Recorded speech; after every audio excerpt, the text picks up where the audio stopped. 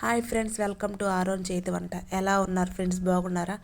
Today recipe ఏంటంటే దొండకాయ పచ్చడి చేస్తున్నాను ఫ్రెండ్స్. చాలా బాగుంటుంది. వేడివేడి అన్నంలోకి నెయ్యి వేసుకొని తింటే ఇంకా చాలా అంటే చాలా బాగుంటుంది. ముందుగా దీనికి కావాల్సిన పదార్థాలు తయారీ విధానం అయితే చూడండి. ముందుగా ఒక కడాయి తీసుకొని అందులో 2 స్పూన్లు ఆయిల్ వేసి 10 పచ్చిమిరకాయలు, కొద్దిగా ధనియాలు, కొద్దిగా జీలకర్ర ఇవి వేసి కొంచెం వేగనివ్వాలి ఫ్రెండ్స్. అలా వేగిన తర్వాత మూత పెట్టుకొని మళ్ళీ కొంచెం బాగా మగ్గేదాకా అయితే వేగనివ్వాలి.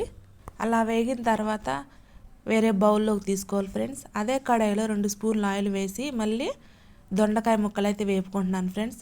నేనైతే కేజీ తీసుకున్నాను దొండకాయలు, అందుకే వేరువేరుగా వేపుతున్నాను. మొత్తం ఒకేసారి కూడా ఫ్రై చేసుకోవచ్చు ఫ్రెండ్స్. ఎలా కావాలంటే అలా చేసుకోవచ్చు. నేనైతే ఇలా చేస్తున్నాను.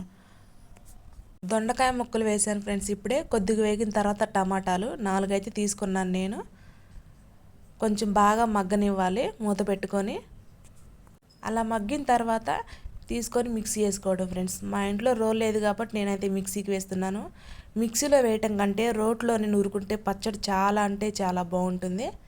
చింతపండు కూడా వేయాలి ఫ్రెండ్స్. మీలో ఎంతమందికి దొండకాయ పచ్చడి అంటే ఇష్టమో కామెంట్ చేయండి. మన వీడియో అయితే చూస్తున్నారు కానీ లాస్ట్ దాకా సబ్స్క్రైబ్ చేసుకోవట్లేదు ఫ్రెండ్స్. సబ్స్క్రైబ్ చేసుకోండి ఫ్రెండ్స్. వీడియో మట్టుకి స్కిప్ చేయకుండా చూడండి.